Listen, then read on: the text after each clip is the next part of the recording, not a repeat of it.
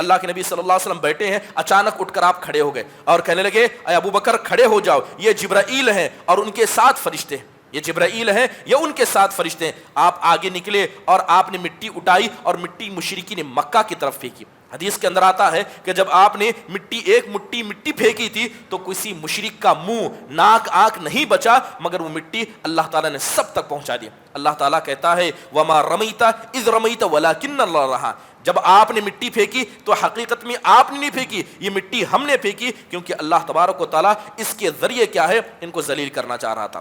لڑائی شروع ہو گئی، ابلیس لوگوں کو ابھار رہا ہے، لیکن جیسے ہی آسمان سے فرشتوں کو اترتے ابلیس نے دیکھا پیٹ پھیر کر بھاگنے لگا۔ تو مشرکین مکہ کہنے لگے تم تو ہم کو ساتھ دینے آئے تھے، تمہارا مسئلہ کیا ہے؟ تو ابلیس کہتا ہے انی ارا ما لا ترون، میں ان کو اترتے دیکھ رہا ہوں جن کو اترتے تم نہیں دیکھ رہے ہو، لہذا کہنے لگا انی اخاف اللہ، میں جتنا بھی ہوں مجھے بھی اللہ سے ڈر لگتا ہے۔ اور اسی تو جیسے ہی آپ اس کنویں پر پہنچے جہاں پر اللہ کے نبی نے مشرکین مکہ کے بڑے بڑے سرداروں کی لاشوں کو پھینکوایا تھا، اللہ کے نبی اس کنویں پر رک گئے اور آپ کہنے لگے اے مشرکین مکہ یہ تو بتاؤ کیا اللہ نے اس وعدے کو پورا نہیں کیا جس کا وعدہ اللہ نے مجھ سے کیا تھا؟ کیا اللہ نے اس وعدے کو پورا نہیں کیا جو اللہ نے تم سے اور ہم مسلمانوں سے کیا؟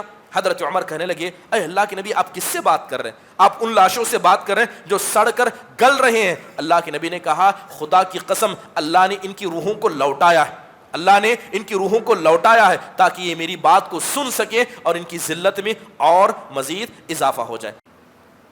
حامد و مصلی اما بعد، اعوذ باللہ من الشیطان الرجیم، بسم اللہ الرحمن الرحیم، اذ یعدکم اللہ احدی الطائفتین انہا لکم۔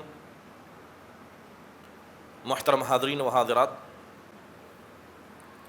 یہ سورہ انفال کی آیت کریمہ ہے۔ سورہ انفال یہ ان سورتوں میں سے ایک سورت ہے جو نبی کریم صلی اللہ علیہ وسلم پر اس وقت نازل کی گئی جب آپ غزوہ بدر کے لیے نکلے تھے، اور اس سورت کے اندر اللہ تبارک و تعالیٰ نے مدد کے کیا اسباب ہو سکتے ہیں اور اللہ کی مدد کب شامل حال ہوتی ہے اس کی ایک لمبی فہرست ذکر کی ہے۔ اگر بات غزوہ بدر کی کریں تو یہ بات ہم سب جانتے ہیں کہ نبی کریم صلی اللہ علیہ وسلم جب مدینہ پہنچے تو مدینہ پہنچنے کے بعد سب سے پہلے آمنا سامنا مسلمانوں کا مشرکین سے جس جنگ میں ہوا وہ غزوہ بدر تھی۔ گویا غزوہ بدر یہ مسلمانوں کی اور کافروں کے درمیان ہونے والی پہلی جھڑپ اور پہلی لڑائی تھی۔ 17 رمضان کا وقت تھا، 2 ہجری میں اسی سال اللہ تبارک و تعالیٰ نے روزوں کو فرض قرار دیا تھا، اور نبی صلی اللہ علیہ وسلم کو بہت ساری معجزے بھی اسی جنگ کے درمیان دکھائے گئے تھے۔ ہوا ایسا تھا، آپ یہ بات جانتے ہیں کہ نبی کریم صلی اللہ علیہ وسلم کو جب پتہ چلتا ہے کہ حضرت ابو سفیان ایک قافلہ لے کر مکہ سے ملک شام جا رہے ہیں، اس قافلے میں ملک شام جو قافلہ جا رہا تھا اس میں مشرکین مکہ کا بہت سارا ساز و سامان تھا، کیونکہ مکہ والے بڑے تاجر تھے، یہ مکہ سے سامان لے جاتے ملک شام میں بیچتے اور وہاں سے دوسرا سامان خرید کر مدینہ مکہ لے آیا کرتے۔ جب اللہ کے نبی علیہ الصلاۃ والسلام کو پتہ چلتا ہے کہ ایک قافلہ حضرت ابو سفیان کی قیادت میں ملک شام جا رہا ہے تو اللہ کے نبی نے آنن فانن اس قافلے کو پکڑنے کا ارادہ کیا، مگر وہ قافلہ اللہ کے نبی علیہ الصلاۃ والسلام کے ہاتھ نہ لگا۔ ابو سفیان رضی اللہ عنہ کیونکہ قوم کے سردار تھے، بڑے چالاک اور چوبند انسان تھے، لہذا وہ وقت سے پہلے قافلے کو لے کر نکل گئے۔ اب جب وہی قافلہ دوبارہ لوٹ کر ملک شام سے آیا تب اللہ کے نبی نے پھر ارادہ کیا کہ اس قافلے کو لوٹ لیا جائے، اس قافلے میں جو ساز و سامان ہے اسے چھین لیا جائے۔ آخرکار اللہ کے نبی نے ایسا کیوں سوچا؟ آخرکار اللہ کے نبی نے مشرکین مکہ کے قافلے کو لوٹنے کا ارادہ کیوں کیا؟ یہ بات ہم سب جانتے ہیں کہ مکہ والوں نے مسلمانوں کے ساتھ کیا کیا۔ بات اگر پیسے کی جائے، مادی اقتصادی انداز سے کی جائے تو مکہ والوں نے ہر اعتبار سے، خصوصی طور پر مالی اعتبار سے مسلمانوں کو کمزور کرنے کی ہر ممکن کوشش کی۔ جتنے بھی صحابہ مکہ سے مدینہ گئے ہیں کوئی بھی اپنے ساتھ اپنی کمائی ہوئی دولت لے کر نہیں جا سکا، مکہ والوں نے جانے ہی نہیں دیا۔ نبی کریم صلی اللہ علیہ وسلم ہو یا بڑے بڑے صحابہ اکرام ہو، صہیب رومی جیسے مالدار صحابہ ہو، سارے صحابہ کا مال چھینا گیا، ان کے مال کو لوٹا گیا۔ یہ کس نے لوٹا؟ مکہ والوں نے لوٹا۔ اس کے بعد دین کا مسئلہ، یہ جو مکہ سے مسلمانوں کی لڑائی تھی، یہ صرف لڑائی مال کی نہیں، یہ دینی لڑائی تھی۔ لہذا دینی مسئلے میں مکہ والوں نے بے شمار ایسے کانڈ کر دیے تھے، بے شمار ایسی تکلیفیں مسلمانوں کو پہنچا دی تھی کہ آپ نے اس کے بہت سارے قصے سنے، یہاں تک کہ ان کی جرأت اتنی تھی کہ انہوں نے اللہ کے نبی کے قتل کرنے تک کا ارادہ کر لیا تھا، اللہ کے نبی کے قتل کرنے کا ارادہ کیا۔ اللہ کے نبی علیہ الصلاۃ والسلام کسی طرح اللہ کے حکم سے مکہ سے مدینہ پہنچ گئے۔ اس کے علاوہ ہمیشہ مکہ، جب آپ مدینہ پہنچے ہیں، مدینہ پہنچنے کے بعد ہمیشہ حالات جنگ کے پیدا ہوتے رہے۔ مکہ والے چاہ رہے تھے کہ جو مسلمان مکہ میں تھے، ڈرے سہمے تھے، مدینہ پہنچنے کے بعد یہ سب جگہ اکٹھا ہو گئے، اللہ کے نبی ان کو تیار کر رہے ہیں، لہذا ہر وقت جنگ کی حالت پہلے سے بنی ہوئی تھی۔ اس کے علاوہ جو منافقین مدینہ کے اندر موجود تھے، یہ منافقین بار بار مکہ والوں کو اکسا رہے تھے اور کہہ رہے تھے کہ مسلمان یہاں آ کر مضبوط ہو رہے ہیں، اللہ کے نبی علیہ الصلاۃ والسلام اسلام کی دعوت آزو بازو کے قبیلے کو پہنچا رہے، لوگ مسلمان ہو رہے ہیں، مسلمانوں کی تعداد بڑھتی جا رہی ہے، اور اس بات کو مان لو کہ اگر اللہ کے نبی طاقتور ہو گئے تو اللہ کے نبی مکہ کو سب سے پہلے چھینیں گے، اللہ کے نبی مکہ والوں کو بخشیں گے نہیں۔ اس طرح بار بار ابھار رہے تھے۔ اسی وجہ سے اللہ تبارک و تعالیٰ نے کہا وَقَاتِلُوا فِي سَبِيلِ اللَّهِ الَّذِينَ يُقَاتِلُونَكُمْ وَلَا تَعْتَدُوا إِنَّ اللَّهَ يُحِبُّ الْمُعْتَدِينَ۔ اللہ تعالیٰ نے اس کے بعد جب آپ مدینہ پہنچ جاتے ہیں، مسلمانوں کی طاقت بن جاتی ہے، اور جو بھی قافلہ مدینہ کے قریب سے آتا جاتا تھا تو اللہ تعالیٰ نے مسلمانوں کو کھلی اجازت دی۔ اللہ تعالیٰ نے کہا وَقَاتِلُوا فِي سَبِيلِ اللَّهِ، اب اللہ کے راہ میں تم لڑو، اور اسی طرح لڑو جس طرح مشرکین مکہ تم سے لڑتے ہیں۔ وَاقْتُلُوهُمْ حَيْثُ ثَقِفْتُمُوهُمْ وَأَخْرِجُوهُمْ مِنْ حَيْثُ أَخْرَجُوكُمْ۔ اب کیونکہ مدینہ میں مسلمانوں کی طاقت بن گئی ہے، لہذا جہاں کہیں تم ان کافروں کو پکڑو، ان کو چھوڑو نہ، ان کو ان کے گھر سے نکالو جس طرح انہوں نے تمہیں تمہارے گھر سے نکالا۔ اب گویا اللہ تعالیٰ کی طرف سے کھلی پرمیشن مل گئی تھی۔ اب یہی وجہ تھی کہ ایک تو انہوں نے مسلمانوں کے مال کو چھینا، دین کے مسئلے میں ستایا، اور ہمیشہ جنگ کی حالت بنی تھی۔ یہ سارا ماحول تھا کہ اسی ماحول کے پیش نظر اللہ کے نبی علیہ الصلاۃ والسلام نے اب آگے بڑھنے کا ارادہ کیا۔ آگے بڑھنا کیا تھا؟ مشرکین کے قافلے کو لوٹنا، کیونکہ مال اور دولت یہ کسی بھی قوم کی ریڑھ کی ہڈی ہوتی ہے۔ اللہ کے نبی چاہتے تھے کہ ابو سفیان رضی اللہ عنہ جس قافلے کو لے کر جا رہے ہیں، اگر اس قافلے کو لوٹ لیا جائے تو اس میں بڑے بڑے سرداروں کا جو مال ہے وہ مال کم ہو جائے گا، ان کی طاقت ٹوٹ جائے گی۔ اللہ کے نبی علیہ الصلاۃ والسلام یہی چاہتے تھے۔ اللہ کے نبی علیہ الصلاۃ والسلام کو پتہ چلا کہ ابو سفیان رضی اللہ عنہ مکہ سے جو قافلہ لے کر چلے گئے تھے وہ ملک شام پہنچ گیا، اللہ کے نبی پکڑ نہیں پائے۔ لیکن جب وہی قافلہ لوٹ کر آنے لگا تب اللہ کے نبی نے صحابہ کو ابھارا، اللہ کے نبی نے صحابہ کو ابھارا اور چاہا کہ اگر اس قافلے کو مسلمان لوٹ لیں تو مشرکین کی طاقت ٹوٹ جائے گی، لہذا جنگ کے لیے تیار ہوئے۔ نبی کریم صلی اللہ علیہ وسلم پہلی مرتبہ جب نکلے تھے تو 200 مہاجرین کو لے کر نکلے تھے، لیکن جب دوسری مرتبہ قافلہ لوٹ کر آنے لگا تب اللہ کے نبی نے کھلا اعلان کیا کہ ہم اس قافلے کو پکڑنے جانے والے، لہذا تیار ہو جاؤ۔ تو لہذا اس کے بعد تقریباً جیسے کہ احادیث میں 313 319 کی تعداد بتائی جاتی ہے، اتنی بڑی تعداد کیا ہے نبی کریم صلی اللہ علیہ وسلم کے ساتھ نکل پڑی، اور زیادہ تر انصاری صحابہ تھے، جس کے اندر اوس قبیلے کے 170 افراد تھے، خزرج قبیلے کے 60 تھے، تو ان کے علاوہ باقی جتنے صحابہ 319 میں تھے سب کے سب مہاجر صحابہ تھے۔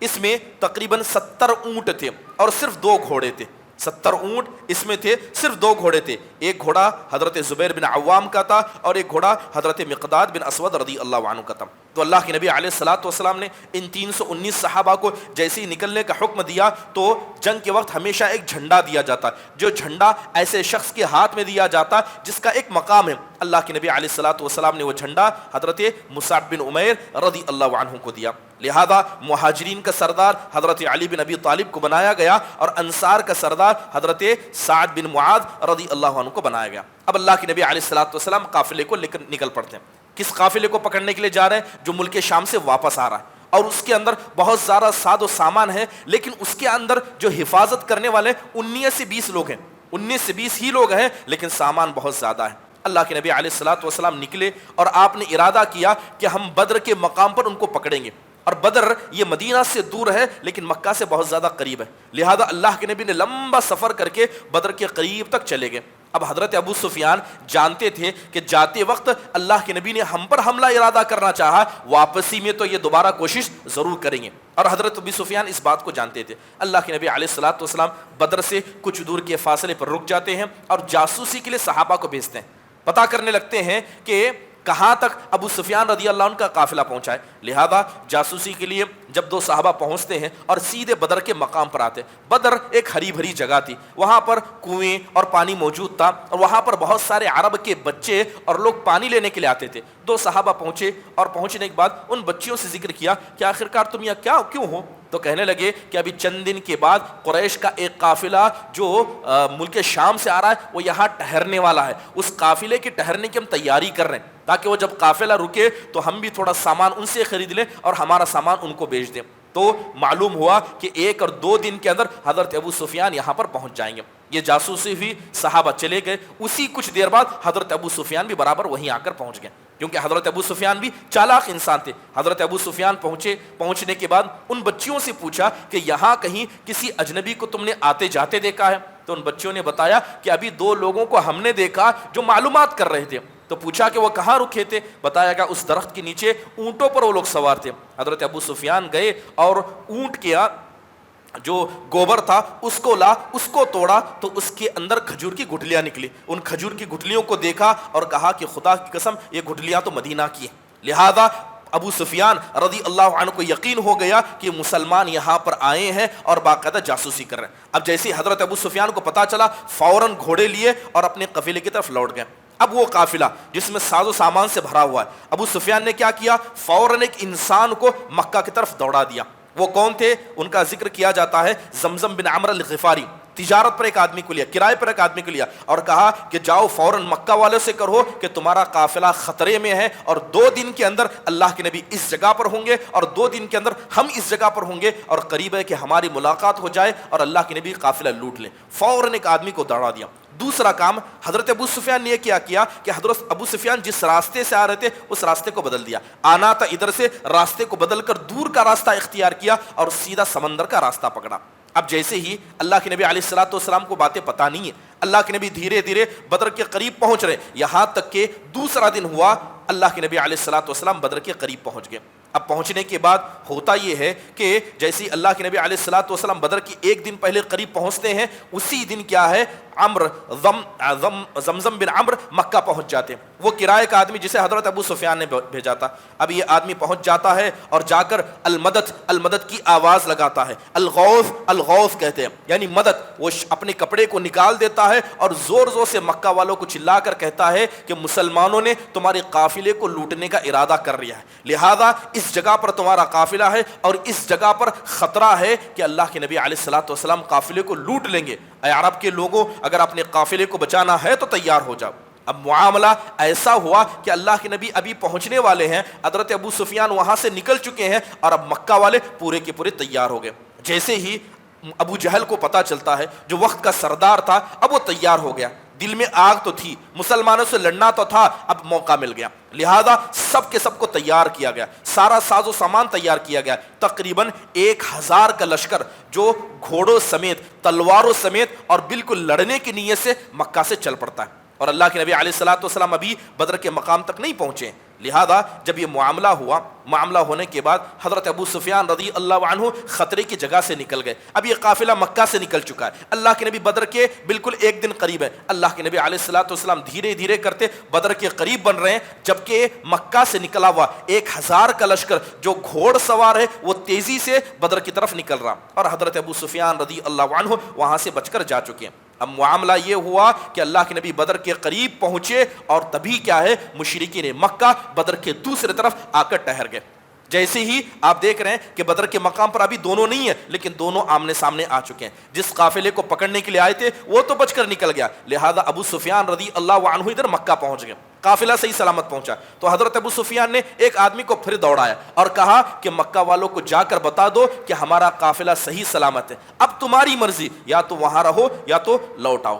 اب جیسے ہی بغیر کسی ارادے کے دونوں لشکر اس جنگ کے میدان پر آ گئے جس جنگ کے بارے میں نہ مسلمانوں نے سوچا تھا نہ مشرکین مکہ کیا ہے اس کا ارادہ رکھتے تھے. اللہ تعالیٰ اسی کا ذکر کرتے ہوئے کہتا ہے اذ انتم بالعدوۃ الدنیا وهم بالعدوۃ القصوى والركب اسفل منکم, کہ اس وقت کو یاد کرو جب وادی کی ایک طرف تم تھے, وادی کے دوسرے طرف وہ تھے, اور ابو سفیان کا قافلہ کہیں کا کہیں نکل جا چکا تھا. اب اللہ کے نبی علیہ الصلوۃ والسلام سمجھ گئے کہ مشرکین مکہ دوسرے طرف آ چکے, اور مشرکین کو پتا چلا کہ اللہ کے نبی وادی کے اس طرف آ چکے. اب اللہ کے نبی مشورہ کرتے کہ اب کرنا کیا ہے, ہم جس قافلے کو پکڑنے کے لیے آئے وہ تو بچ گیا, لیکن مشرکین مکہ کا ایک لشکر جرار ہمارے سامنے آ گیا ہے جو لڑنے کی نیت سے آیا. حضرت ابو بکر کھڑے ہوئے کہنے لگے اللہ کے نبی علیہ الصلوۃ والسلام اگر آپ ان سے بھیڑنا چاہتے ہیں ہم تو تیار ہیں, ہم لڑنے کے لیے تیار ہیں. اللہ کے نبی کہنے لگے اے لوگوں مشورہ دو. حضرت عمر کھڑے ہوئے کہنے لگے اللہ کے نبی آپ اگر لڑنا چاہیں گے تو ہم خون کے آخری قطرے تک آپ کے ساتھ آپ تیار ہو جائیے. اللہ کے نبی علیہ الصلوۃ والسلام بار بار مشورہ دو کریں. اب اس بات کو حضرت سعد بن عبادہ رضی اللہ عنہ سمجھ گئے, کیونکہ اللہ کے نبی علیہ الصلوۃ والسلام جب مدینہ آئے تھے تو اللہ کے نبی نے انصار کے ساتھ ایک معاہدہ کیا تھا, ایک اگریمنٹ ہوا تھا. معاہدہ یہ تھا کہ مدینہ میں رہتے ہوئے اللہ کے نبی پر کوئی حملہ کرے گا تو انصار اپنی جان پر کھیل کر اللہ کے نبی کو بچائیں گے. لیکن اللہ کے نبی نے مدینہ کے باہر لڑنے کا کوئی معاہدہ انصار سے نہیں کیا تھا, اور زیادہ تر انصاری صحابہ تھے. تو اللہ کے نبی چاہتے تھے کہ انصار مشورہ دیں, کیونکہ لڑائی مدینہ کے باہر ہے, اور مدینہ کے باہر ان لوگوں نے اللہ کے نبی کے ڈیفنس کرنے کا کوئی وعدہ نہیں کیا تھا. حضرت سعد بن عبادہ کھڑے ہوئے اور کہنے لگے اے اللہ کے نبی شاید آپ ہم سے مشورہ چاہتے ہیں. اللہ کے نبی نے کہا کہ ہاں میں تم سے مشورہ چاہتا ہوں. حضرت سعد کہنے لگے اے اللہ کے نبی آپ اس لڑائی کی بات کریں, خدا کی قسم اگر آپ ہمیں سمندر میں لے کر چلیں وہاں اترنے کے لیے کہیں تو ہم سب کے سب آپ کے ساتھ سمندر میں اتریں گے. برق الغیمات جو بہت دور ہے اگر وہاں تک آپ ہمیں لے کر چلیں تو ہم میں کا ہر شخص آپ کے ساتھ چلے گا, اور کیا ہے ہم وہاں پر آپ کے پیچھے نہیں ہٹیں گے. اس کے بعد آپ نے کہا اے لوگوں مشورہ دو, تو اوس کے سردار حضرت سعد بن عبادہ رضی اللہ عنہ کھڑے ہو گئے اور انہوں نے ایسے ہی بات کہی.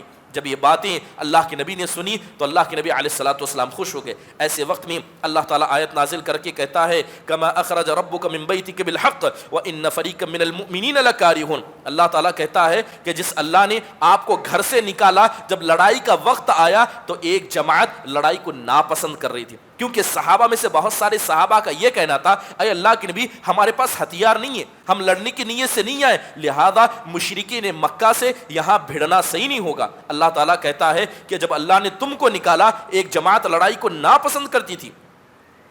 صحابہ سمجھتے تھے کہ گویا اللہ کے نبی علیہ الصلوۃ والسلام ہم کو موت کی طرف کھینچ کر لے آئے.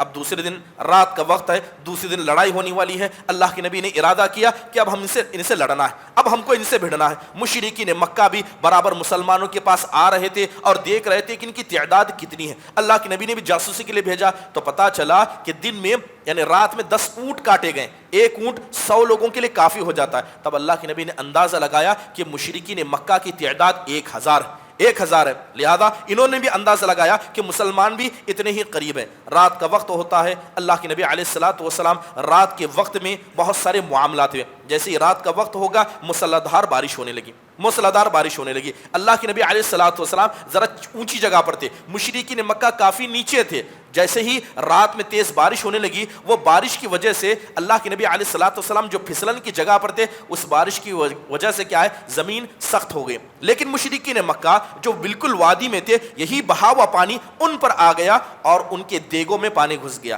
بلکہ ان کے ٹینٹ وغیرہ بھی اکھڑ گئے. اس بارش کی وجہ سے انہیں کافی نقصان پہنچا. بلکہ حدیث کے اندر آتا ہے کہ جیسی رات کا وقت آیا, یقین جانیے کہ صحابہ کل لڑنے والے ہیں اور لڑنے کا ہتھیار نہیں ہے, سب کے دل میں گھبراہٹ ہے, مگر اللہ نے بارش نازل کر کے ان کے جسموں کو پاک کر دیا. حدیث کے اندر آتا ہے کہ صحابہ اکرام رات میں اونگنے لگے. لڑائی کا دن ہے مگر اللہ تعالیٰ نے ایسی رحمت ڈالی کہ سب صحابہ اونگنے لگے اور سب اتنی گہری نیند سو گئے کہ اکثر صحابہ کو جنابت ہوگی, اکثر صحابہ ناپاک ہو گئے. اور صبح میں پھر بارش ہوئی, جس بارش کے ذریعے اللہ تعالیٰ نے ان کے کیا جسموں کو پاک کر دیا. اللہ تعالیٰ اسی کا ذکر کرتے ہوئے کہتا ہے اذ یغشیکم النعاس امنۃ منہ وینزل علیکم من السماء ماء. اس وقت کو یاد کیجئے جب اللہ نے تم کو اونگ میں مبتلا کر دیا, اللہ نے آسمان سے بارش نازل کر دی تاکہ اس بارش کے ذریعے تمہارے جسم کی گندگی اور دل میں جو شیطان کو وسوسہ ہے وہ سب پاک ہو جائے, وہ سب صاف ہو جائے. حضرت خباب بن ارط رضی اللہ عنہ آئے اور آ کر کہنے لگے اے اللہ کے نبی ہم جو یہاں رکے ہیں یہ آپ کا مشورہ ہے یا اللہ کا حکم ہے؟ کہا کہ یہ میرا ارادہ ہے۔ تو کہنے لگے اے اللہ کے نبی ہم سیدھے بدر کی جگہ پر چلتے ہیں، بدر کا میدان جو دور ہے سیدھے بدر کی جگہ پر چلتے ہیں، وہاں جا کر رکتے ہیں، اور جو بدر کے کنویں جہاں پر پانی ہے سارے کنووں کو بند کر دیتے ہیں، صرف ایک کنویں کو رکھیں گے جو ہمارے لیے ہوگا، اور مشرکین مکہ جب کل یہاں لڑنے کے لیے آئیں گے تو ان کے پاس کوئی پانی نہیں ہوگا۔ اللہ کے نبی کو مشورہ اچھا لگا، اللہ کے نبی علیہ الصلوۃ والسلام نے فوراً قافلے کو چلنے کا حکم دیا۔ حضرت سعد بن معاذ رضی اللہ عنہ آئے اور کہنے لگے اللہ کے نبی میرا بھی ایک مشورہ ہے۔ کہا کہ کیا مشورہ ہے؟ کل لڑائی یہاں ہوگی یہ پتا ہے، میں چاہتا ہوں کہ یہ جو پہاڑ کا ٹیلہ ہے اس پر آپ کے لیے ایک عریش، ایک چھپر بنایا جائے تاکہ آپ وہاں بیٹھ کر دیکھیں کہ کیا ہو رہا ہے اور آپ کے مشورے پر ہم عمل کریں۔ اللہ کے نبی نے اس بات کو بھی قبول کر دیا۔ صبح ہو جاتی ہے اور مشرکین مکہ، اللہ کے نبی تو بدر کی جگہ پر پہنچ گئے تھے لیکن مشرکین مکہ ابھی بدر کے مقام پر نہیں پہنچے تھے۔ جیسے ہی صبح ہو گئی گھوڑوں پر مارے غرور اور فخر کے 1000 کا لشکر جرار میدان میں داخل ہوتا ہے، بدر کے میدان میں داخل ہوتا ہے۔ اللہ کے نبی علیہ الصلوۃ والسلام کو چھپر لگایا گیا تھا۔ اللہ کے نبی دیکھ رہے ہیں کہ سارے بڑے بڑے سردار سامنے موجود ہیں۔ اللہ کے نبی نے دیکھ کر کہا اللہم ہذہ قریش قد اقبلت بخیلائها وفخرها۔ اللہ کے نبی ہاتھ اٹھا کر کہتے ہیں اے اللہ یہ قریش ہے جو اپنے گھوڑوں کے ساتھ اپنے فخر و غرور کے ساتھ آئے۔ اللہ کے نبی نے دیکھا کہ دیکھ رہے ہیں کہ مشرکین مکہ کے بڑے بڑے سردار موجود ہیں۔ اللہ کے نبی علیہ الصلوۃ والسلام سب کو دیکھ رہے تھے۔ آپ نے کہا کہ ان لوگوں میں ایک ایسا انسان ہے اگر یہ اس کے مشورے پر عمل کریں گے تو یقیناً یہ بچ جائیں گے۔ وہ کون تھا؟ وہ عتبہ بن ربیعہ تھا۔ عتبہ کا کہنا تھا کہ ہم لڑائی کرنے کے لیے اپنے قافلے کو بچانے کے لیے آئے تھے، اب مسلمانوں سے لڑنے کی ضرورت کیا ہے؟ بہتر ہے کہ ہم لڑائی کو چھوڑ دیں اور واپس چلے جائیں، کیونکہ لڑائی کرنا یہ کسی لیے خیر کی بات نہیں ہے۔ یہ عتبہ کا مشورہ تھا، لیکن جیسے ہی ابو جہل کو یہ بات پتہ چلی، ابو جہل کہنے لگا تم تو بزدل ہو گئے، ایسا کیسا ہو سکتا ہے کہ ہم مسلمان ہم سے پہلے پہنچ گئے، اب ہم بدر کے مقام پر پہنچنے والے ہیں، ہم مسلمانوں سے لڑائی کیوں نہ کریں، ہمیں لڑنا چاہیے۔ اللہ کے نبی کہنے لگے کہ اگر یہ لوگ عتبہ کی بات کو مان لیتے اور اس لال کپڑے والے کی یعنی لال گھوڑے والے کی بات کو مان لیتے تو ان کے لیے بہت ہی زیادہ بہتر ہوتا۔ اب یہی وجہ ہے کہ مشرکین مکہ جیسے ہی پہنچے دونوں لشکر آمنے سامنے آ گئے۔ آمنے کے آنے کے بعد مشرکین مکہ نے عمیر بن وہب الجمحی کو بھیجا اور کہا کہ جاؤ لشکر کا معائنہ کر کے آؤ۔ عمیر بن وہب الجمحی لشکر کا معائنہ کرنے صحابہ کے چہروں کو دیکھا، ان کی حالتوں کو دیکھا، دیکھ کر کہنے لگے خدا کی قسم میں ان چہروں کو دیکھ کر آیا ہوں جو اپنے ہاتھوں میں اور اپنے چہروں پر موت کو لے کر آئے۔ یہ مدینہ کے عام لوگ نہیں ہیں، یہ اپنے لیے موت لے کر آئے، لہذا مصیبت کو گویا میں آسمان سے نازل ہوتا ہوا دیکھ رہا ہوں۔ حکیم بن حزام پھر عتبہ کے پاس گئے، دوبارہ اسے کہا کہ اس جنگ کو ٹال دیا جائے، مگر ابو جہل بالکل تیار تھا کہ جنگ ہو جائے۔ اب طے ہو گیا کہ مشرکین سامنے ہیں، اب جنگ ہوگی۔ جیسے ہی جنگ ہونے کی بات آئی، اللہ کے نبی علیہ الصلوۃ والسلام نے مسلمانوں کو صف باندھنے کا حکم دیا، کہا کہ صف تیار کی جائے۔ اب یہاں پر کچھ معاملات اور بھی ہوئے۔ کچھ معاملات میں جو بات یہ ہوئی کہ جیسے ہی مشرکین مکہ وہاں پہنچے، اب مشرکین نے دیکھا کہ ہمارے پاس پینے کے لیے پانی نہیں ہے، جتنا پانی تھا سارا مسلمانوں نے ان کنووں کو موج دیا ہے، اور اس کے علاوہ صرف ایک کنواں ہے جو بالکل مسلمانوں کے قافلے کے پاس ہے۔ اب ابو جہل یا اس کے علاوہ کچھ افراد تھے جنہوں نے کہا کہ جاؤ جا کر وہاں سے پانی پی لو۔ تقریباً 60-70 لوگ آگے بڑھے۔ حضرت حمزہ رضی اللہ عنہ اسی قافلے کے پاس کھڑے تھے، حضرت حمزہ اسی کنویں کے پاس کھڑے تھے کہ اگر کوئی آئے گا تو اسے چھوڑوں گا نہیں۔ ایک آدمی آیا زور سے قسم کھا کر کہتا ہے خدا کی قسم جاؤں گا وہاں پانی پیوں گا۔ حضرت حمزہ نے تلوار لی اور اس کی گردن مار دی، وہیں اس کو قتل کر دیا۔ حدیث کے اندر آتا ہے کہ جتنے لوگوں نے آ کر وہاں پانی پیا، تقریباً 70 سے زیادہ لوگوں نے وہاں آ کر پانی پیا تھا، جتنوں نے پانی پیا سب کے سب اس دن مارے گئے تھے، سوائے حضرت حکیم بن حزام رضی اللہ عنہ کی جو بعد میں مسلمان ہوئے۔ محترم حاضرین، اس کے بعد اللہ کے نبی نے صف بندی کر دی، مشرکین مکہ بھی تیار تھے۔ اب سب جیسے ہی صف بندی ہوتی ہے تو اللہ کے نبی علیہ الصلوۃ والسلام صحابہ کو کہتے ہیں کہ اگر سامنے حضرت عباس نظر آئے، ابو البختری بن ہشام نظر آئے، اور آپ نے اپنے خاندان کے کچھ لوگوں کا نام لیا جو بنی ہاشم کے خاندان کے تھے، آپ نے کہا کہ اگر یہ لوگ تمہارے سامنے آئے تو کوئی ان کو قتل نہیں کرے گا، کیونکہ یہ لوگ لڑائی نہیں کرنا چاہتے، یہ ہمارے دوست ہیں، مگر مشرکین مکہ ان کو زبردستی لے کر آئے ہیں، لہذا ان کو کوئی بھی آدمی نہیں مارے گا۔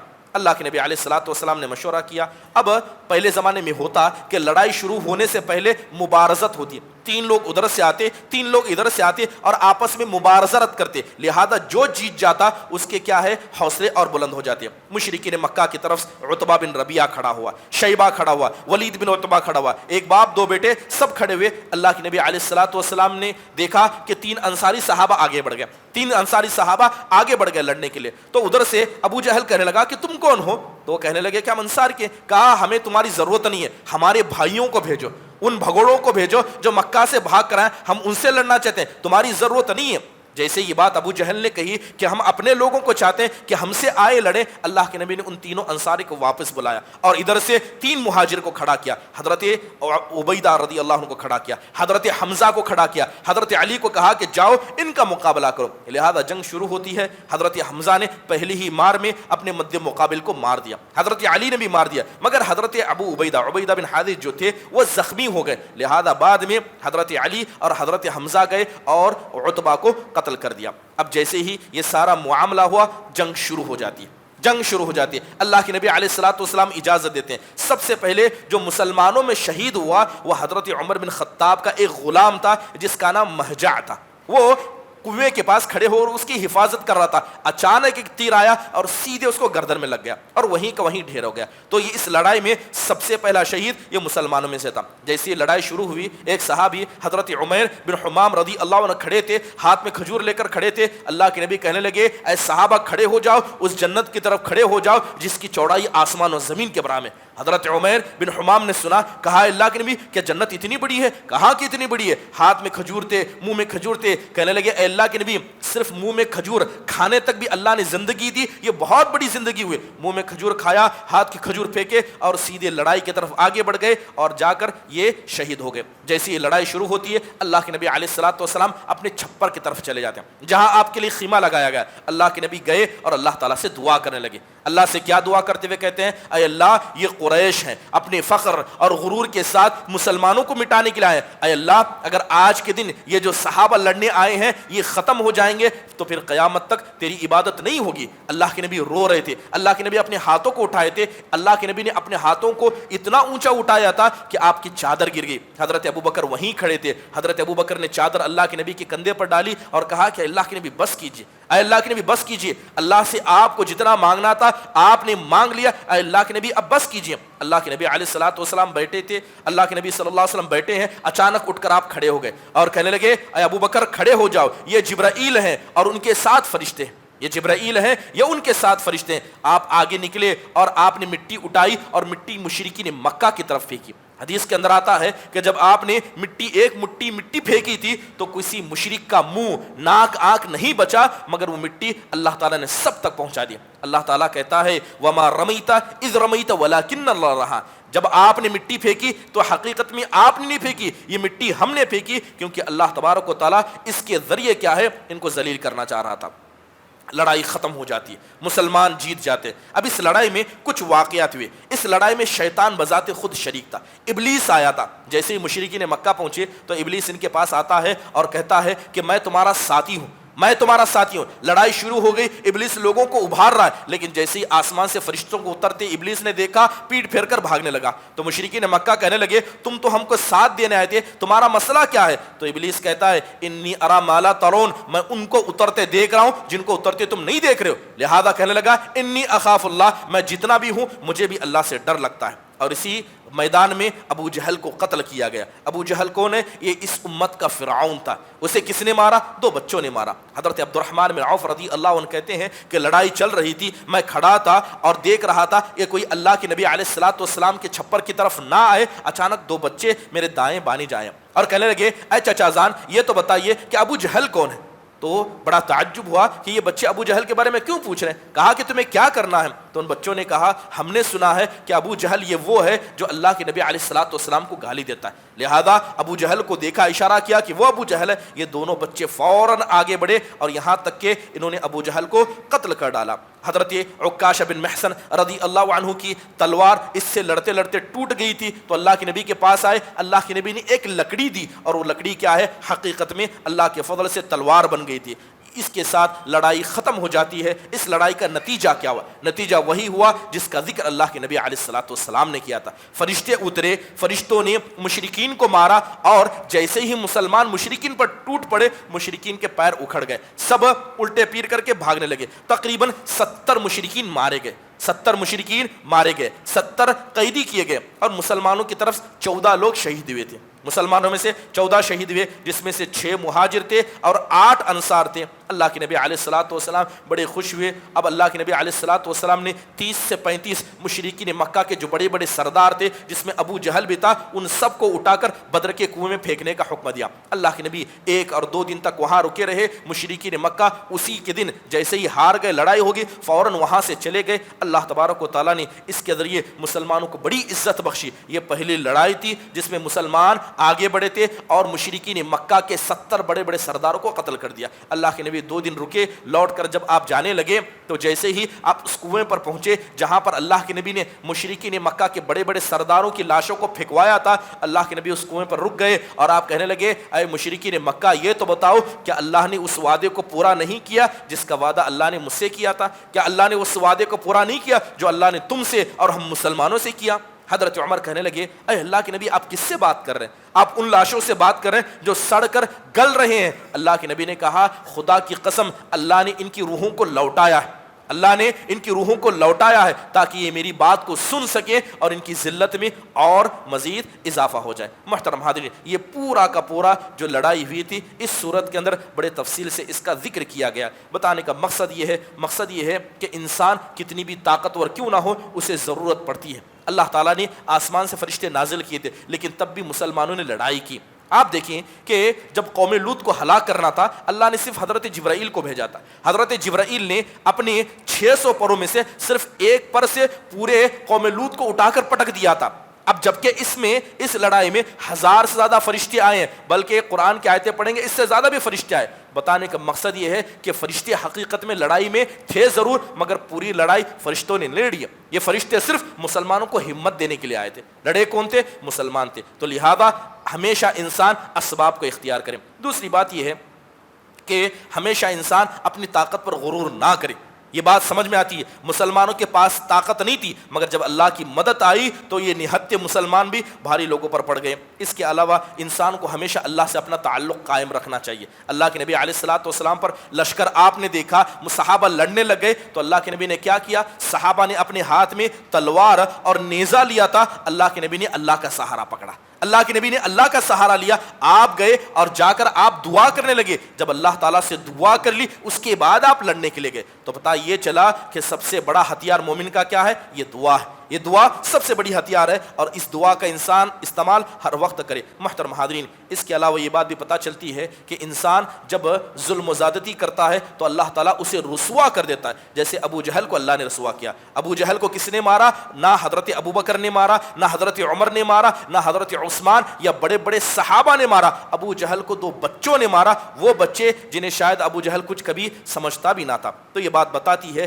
کہ جب بھی ظلم اپنے سر پر چڑھ کر بولتا ہے تو اللہ تعالیٰ اسے ہلاک بھی کرتا ہے، بلکہ اللہ تعالیٰ اسے ذلیل اور رسوا بھی کرتا ہے۔ اللہ سے دعا ہے کہ اللہ تبارک و تعالیٰ ان قصوں کو سن کر اس سے عبرت کے ناخون لینے کی توفیق نصیب فرمائے، اور یہ قصے ہمارے اندر ایمان کی تازگی کو بخشیں، اور اسی طرح انسان کو ہمیشہ دل میں یہ تمنا امید رکھنی چاہیے کہ اللہ تعالیٰ جب بھی مجھ سے دین کا کام لے گا، میں ہمیشہ دین کے کام کے لیے تیار رہوں گا۔ اللہ تعالیٰ سے دعا ہے کہ اللہ تبارک و تعالیٰ ہم سب کو بھی دین کی خدمت کرنے والوں میں سے بنائے، آمین۔ اقول قولی ھذا واستغفر اللہ لی ولکم ولسائر المسلمین من کل ذنب فاستغفروا انہ هو الغفور الرحیم۔ جزاکم اللہ خیر۔ السلام علیکم ورحمۃ اللہ وبرکاتہ۔